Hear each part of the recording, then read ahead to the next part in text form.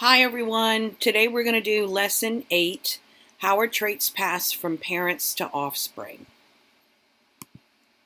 So we're working today mostly with Punnett squares, so you're going to have an exit ticket with it and that will include some practice Punnett squares and how to work with those.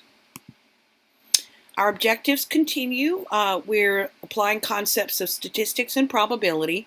So a Punnett square is actually a mathematical feature.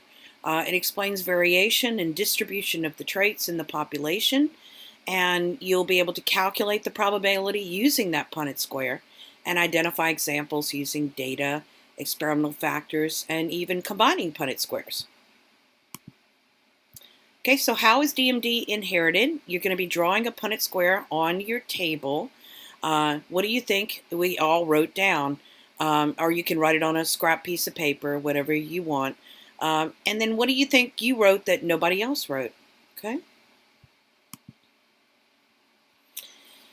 Exploring inheritance patterns. On the next page, you're going to watch a video about Mendel and his work with pea plants.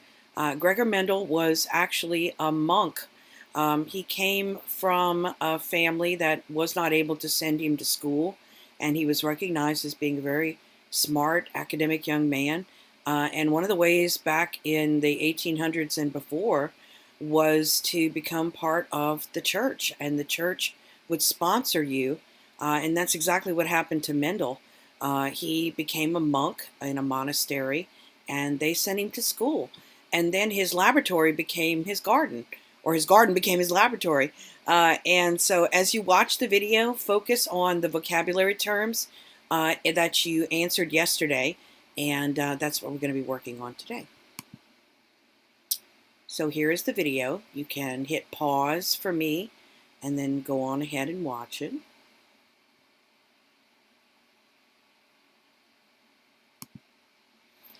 Okay, so you should be able to answer these questions from yesterday and today. What is an allele?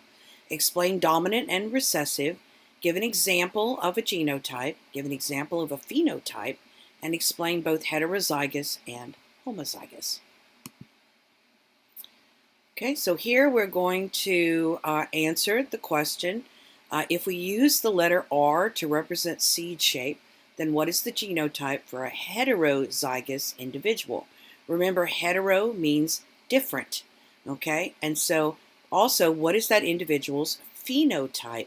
Remember, a phenotype is the physical appearance, whereas a genotype is the genes, so it's the letters, okay? Genotype is the letters, phenotype is the appearance, the physical appearance. Take some time to do that.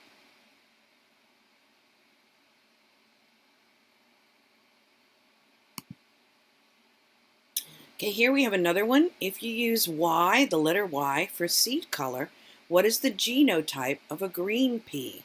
Now remember, a green pea is homozygous recessive. So think about that. If capital Y is used for dominant, what is going to be used for recessive? Take a moment to do this one.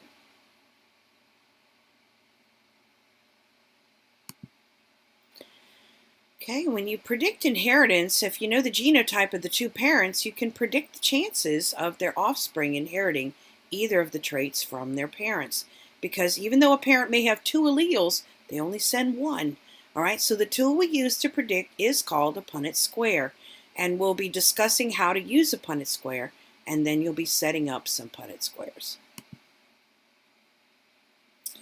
Okay, if a parent has an allele for a trait, why is there a chance that they will not pass it to their offspring?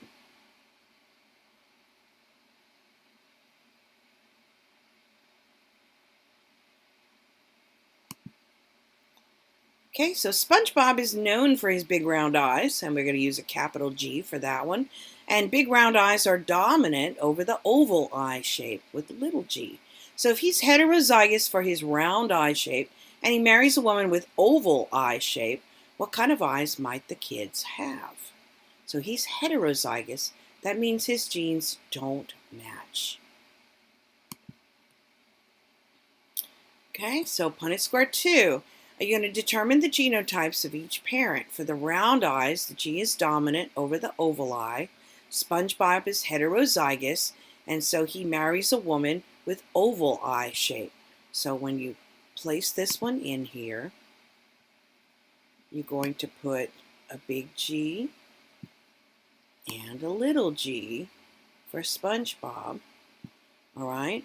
And he marries a woman with oval eyes. In order to have oval eyes, she cannot have a dominant trait, so she has to have 2 little g's, okay?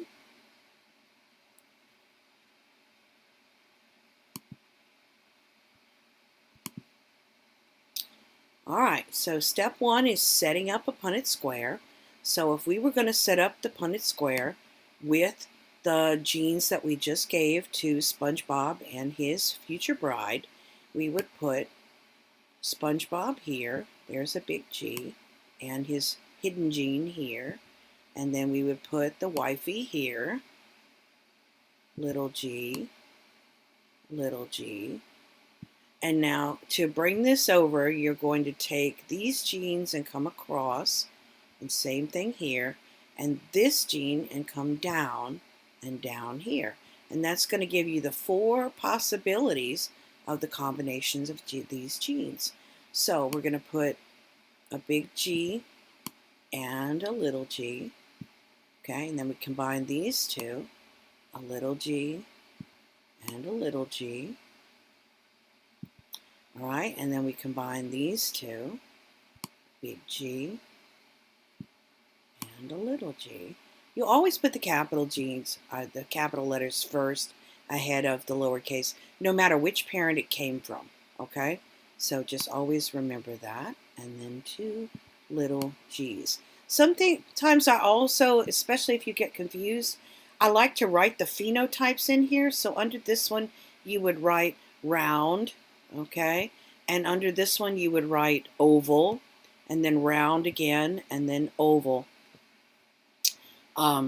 You know, that's just one of the things that you can use with this. And I'm realizing now I should have used an R for round, but it's early in the morning. All right, so you're going to complete a Punnett square to show an outcome of a cross between parents that are GG and little g, little g. Okay, take some time to do that. I'll see you in a minute.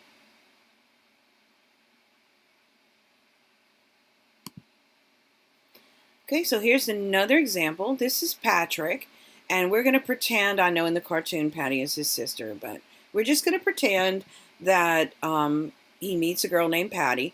They met at a local dance, and he is homozygous for his tall head shape, 2 capital T's, and that's dominant over a short head. So Patty is a short-headed woman, and so what type of heads would their children have? So before we even move on, let's go ahead and mark down what they are, okay? So Patrick is going to be homozygous, which means they match, and he's got a tall head, so that would be 2 capital T's for Patrick.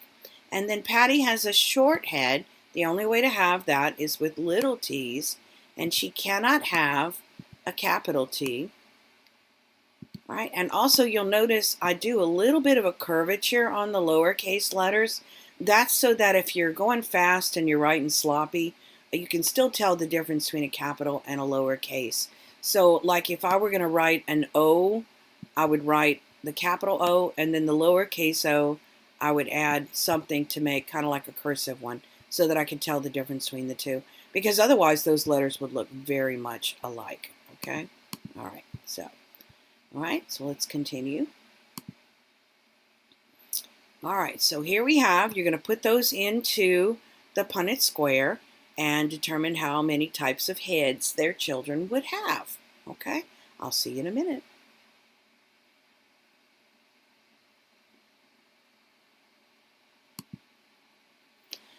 All right, now, if you're going to calculate the probability of multiple traits, you can calculate that by doing 2 separate Punnett squares. So you could do the green versus gray in one Punnett square, and then you could do the circle versus triangle in another Punnett square. And if you determine those are 50 and 50, then you're going to combine them to find out how many chances they would have of having both green and circles. All right, so the way to do that, you have to convert this 50% to a decimal. So that is a 0.50, all right, times 0.50. And of course, when you multiply those two decimals, your answer is going to be 0.25. Okay? Because it's 50% of 50%, which is half of it. Okay? All right. So here are two that you're going to combine. You're going to combine for round eyes, and both parents are heterozygous, so they both have one capital and one lowercase. So one capital and one lowercase, one capital, one lowercase. Bring those across and do the same thing for the T's. Okay? Should be an easy one. It's very similar. And you're looking for both round eyes and a tall head. Okay? So, what is the percentage that they're going to have that? All right, a little bit different is the calculating of inheritance of sex-linked traits. This is the only time you're going to use X's and Y's in your Punnett square. Every other time you're going to pick a letter that has to do with the dominant trait. So with round eyes, you would pick a capital R and a lowercase r. You know, for green color, you would pick a capital G and a lowercase g. Or the opposite, yellow, big Y, if the yellow is dominant over green. But in the case of sex-linked, like DMD, you're going to use X's and Y's. And so when you do the Punnett square, so let me draw one in real quick. When you do the Punnett square,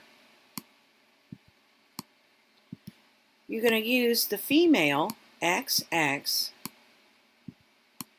okay, and the male, XY.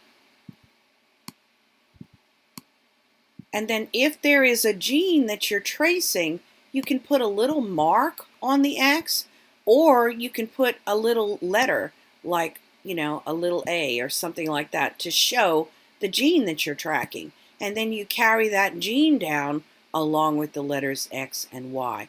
If it's on the Y, you could put a little mark on the Y, you know, whatever it might be. And so that's the way you would set up a sex-linked trait. Okay? Now, remember that since males only have one copy of the X, they're going to show whatever trait is on that X chromosome. Same thing with the Y. But if it's on the Y, females don't get it at all. Okay? So that's one thing to remember. All right? Okay, so I'm going to pause while you go on and do this combination. Okay? You are tracking the R here, all right, for the red coloring. She's got a capital R and a lowercase r, all right? And red is recessive to the other colors, so she's blue. And he is recessive red, so here's a lowercase r with him and his Y. All right, so do that combination, and I'll be right back with you.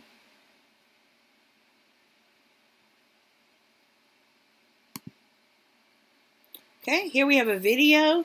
So go ahead and click on Students Play and watch it on your student-led one. And join me back again in a minute.